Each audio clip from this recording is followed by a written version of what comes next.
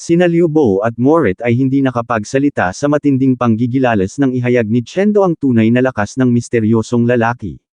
Ayon kay Chendo, ang taglay nitong sword intent ay umaabot sa antas na hindi nalalayo sa kanyang sariling kakayahan.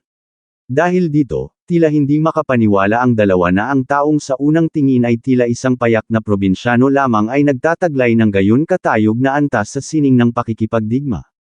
Sa gitna ng namumuong tensyon, isang tinig ang bumasag sa katahimikan. Si Zhou Xiaogu ito, ang pambato ng High City Participating Team. Malamig ang kanyang utos, tapusin na ang usapin sa pamamagitan ng pagpapapirma sa lalaki, habang ang mga kasamahan naman nito ay ituturing na lamang na kusang sumuko o nag-forfeit. Agad na nakuha ng nagsalita ang atensyon ng lahat. Nang mapagtanto nila kung sino ito, umalangaw-ngaw ang mga bulungan ng pagkamangha.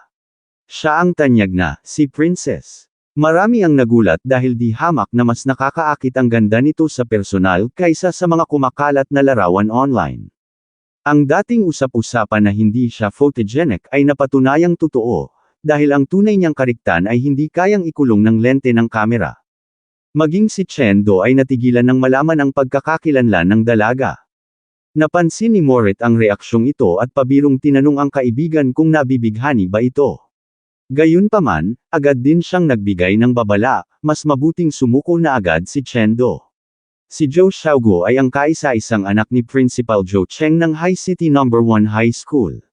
Sa usapin ng yaman, kapangyarihan, dangal, at likas na talino, siya ay nasa rurok na hindi maabot ng karaniwan, isang tunay na, anak ng langit, na walang puwang para sa isang tulad ni Chendo. Ngunit malalim ang iniisip ni Chendo. Pamilyar sa kanya ang mukhang iyon. Sariwa pa sa kanyang alaala ang mapangahas at tusong camper sa virtual combat na nagtangkang magbenta sa kanya ng nuclear bombs. Bagaman inakala niyang likha lamang ng sistema ang gayong kagandahan, laking gulat niyang makita ang eksaktong mukhang iyon sa realidad. Lalong naguluhan si Morit nang makitang napangiti si Chendo. Puno ng determinasyon ang mga mata ni Chendo habang iniisip na ang dati niyang internet friend ay narito na sa kanyang harapan. Tiwala siyang hindi siya makikilala nito. Naalala niyang noon, mas angat pa ang antas ng martial arts ng dalaga kaysa sa kanya dahil abot na nito ang tier isang perfect.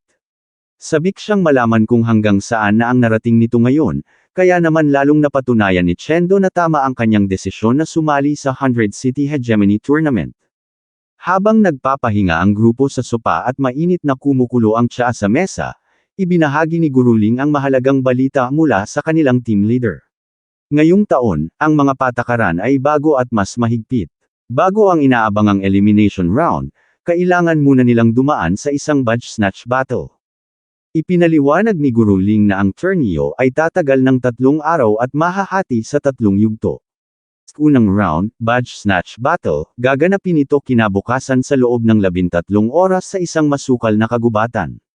Ang misyon ay makapangalap ng mga badge na may markang high at martial. 50 pares lamang ang kabuuang bilang ng mga ito, kaya 50 koponan lamang ang may pagkakataong makatuntong sa finish line. Ang kalahati ng mga kalahok ay tiyak na mapapatalsik agad sa unang araw pa lamang. Ikalawang round, isa versus isang elimination, isang mabilis at nakakapanghina na yugto kung saan 150 mandirigma ang maglalaban-laban sa loob ng isang araw. Ang layunin ay piliin ang 10 pinakamalakas. Bagaman random ang pagpili ng magkatunggali, titiyakin ng sistema na hindi maghaharap ang magkakampi. Dahil dito, lihim na nagpasalamat sina Liu Bo at Morit dahil hindi nila kailangang makasagupa ang itinuturing nilang baliw na si Chendo. Ikatlong round, top 10 battle, ito ang rurok ng kompetisyon. Ang sinumang makapasok dito ay garantisadong may gantimpalang puntos at salapi. Ang pag-akyat sa top 3 ay hindi lamang usapin ng galing, kundi ng tibay ng katawan at isipan matapos ang 3 araw na walang humpay na labanan. Ayon kay Guru Ling, ang magwawagi bilang kampyon ay hindi lang basta pinakamalakas sa duelo, kundi ang may pinakabalanseng kakayahan sa lahat ng aspeto. Binigyang diin din ng guro ang pinakamahalagang batas, ang pagbabawal sa pagpatay. Ang tunay na kaaway ay ang mga alien civilization, kaya mahigpit na ipinagbabawal ang pagbilang ng sandata sa sariling kalahi. Sa araw ng laban, magkakapantay ang kanilang life intensity sa pamamagitan ng espesyal na kasuotan.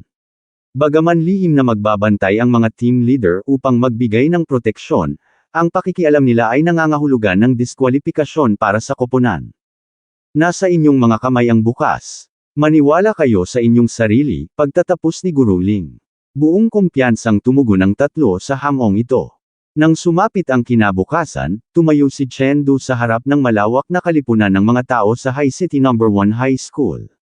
Sa kanilang harapan ay isang kagubatan na tila hindi basta-basta. Nagsalita si Principal Zhou Cheng bilang isa sa mga tagapangasiwa ng torneo.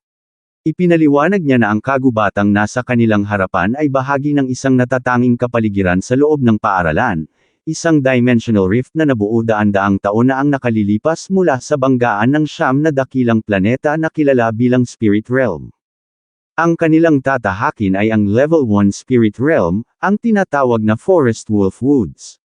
Napaisip si Chendo habang nakatingin sa tarangkahan, ito na nga ba ang tanyag na Spirit Realm, ang misteryosong dimensyong walang naninirahang tao, kundi puno ng mga mapanganib na halimaw. Nagpatuloy ang principal sa pagbibigay ng kasiguruhan, hindi dapat mangamba ang mga kalahok dahil napakatatag ng espasyong kanilang papasukin. Ang seguridad ng lugar na ito ay personal na sinertipikahan ni Ryan, ang ikatlong pinakamalakas na tao sa buong mundo at ang kagalang-galang na tagapagtatag ng Martial Artists Alliance. Gayunpaman, hindi nagkulang ang punong guro sa paalala na ang panganib ng kamatayan ay nananatiling totoo, kaya't mariin niyang ibinilin sa bawat isa na mag-ingat at pahalagahan ang sariling buhay. Sa gitna ng anunsyo, tinawag ng principal ang atensyon ng isang estudyanteng nagngangalang Wu Zhang. Sinabihan niya itong huwag asahan na hahayaan siyang kumilos ng mag-isa dahil lamang sa solo itong dumating, sa halip, itatambal sa kanya ang mga angkop na kakampi base sa kanyang antas. Ngunit sa halip na magpasalamat, bakas ang pagkairita sa mukha ni Wu Zhang. Napaisip tuloy si Chendo kung bakit tila masama ang loob nito sa pagkakaroon ng mga kasama. Gamit ang iris authentication, binuksan ng principal ang dambuhalang pinto. Sa kanyang hudyat, nagsimulang humakbang ang lahat patungo sa Forest Wolf Woods. Pagpasok nila, isang malaking simbolo na naglalabas ng kakaibang liwanag ang bumungad sa kanila, dahilan upang magtanong ang marami kung naroon na ba sila sa mismong gubat. Ngumiti ang principal at ipinaliwanag na ang lokasyon ng Spirit Realm ay isang napakahigpit na lihim. Ang nakikita nila ay isang magic array, isang teknolohiyang nilikha ng mga naunang henerasyon bilang backup measure. Kung sakali mang biglang magsara ang Dimensional Rift, ang magic array na ito ang magsisilbing tulay upang ligtas silang matransport pabalik. Isang malamig na tinig mula sa sistema ang nag-utos sa lahat na tumayo sa gitna ng magic array. Ipinaliwanag nito na ang bawat grupo ay sapalarang itatapon sa iba't ibang spawn point sa loob ng kagubatan. Sa 300 marka sa mapa, 100 lamang ang naglalaman ng tunay na badge, habang ang iba ay sadyang inilagay upang manlinlang. Matapos ang huling pagbati ng swerte, nagsimula na ang aktibasyon. Isang matinding liwanag na kulay ube ang gumuhit mula sa simbolo patungo sa kalangitan. Sa isang iglap, natagpuan na lamang ni Chendo ang sarili sa gitna ng masukal na gubat. Nasilaw siya sa sikat ng araw at panandali ang napatanong kung ito na nga ba ang inaasam na lugar. Mula sa kanyang likuran, bumasag sa katahimikan ang tanong ni Morit kung aling direksyon ang kanilang tatahakin. Habang sinusuri ang mapa sa sistema, napansin ni Chendo na tila pinalad sila, mayroong marker point na malapit lamang sa kanilang pinaglapagan. Napagkasunduan nilang tunguhin ito upang alamin kung swerte o malas ang hatid niyon. Hindi nagtagal, narating nila ang isang istrukturang tila malaking lapida. Sinubukan nila itong batuhin upang masiguro kung ito ay isang patibong. Laking gulat nila nang lumitaw ang isang tunay na badge na may nakaukit na karakter na, "Hi." Agad na kinuha ni Chendo ang badge. Habang pinagmamasdan ito, hindi niya mapigil ang mapangiti. Inakala niyang ang mga markang malapit sa starting point ay pawang mga peke lamang, ngunit nagkamali siya. Masayang hinawakan ni Liu Bo ang balikat ni Chendo at buong galak na iminungkahing puntahan pa ang ibang marker dahil tila kampante ang kanilang swerte. Subalit sa gitna ng kanilang katuwaan, biglang tumayo ang mga balahibo ni Chendo. Isang panganib ang kanyang naramdaman. Nang walang pag-aalinlangan, marahas niyang hinayla si Liu Bo paitabi. Kasabay nito, dalawang matutulis na palaso ang mabilis na humaging at bumaon sa lupang kinatatayuan nila kanina. Malinaw ang mensahe, hindi sila nag-iisa sa bahaging iyon ng gubat, at may mga matang kanina pa nagmamasid para sa isang ambush. Ito na po nagtatapos ang ating kabanata, abangan ang mga susunod pa nating upload. Huwag din kakalimutang mag-like, share, subscribe at i-click ang notification bell, para lagi kayong updated sa mga susunod pa nating mga video.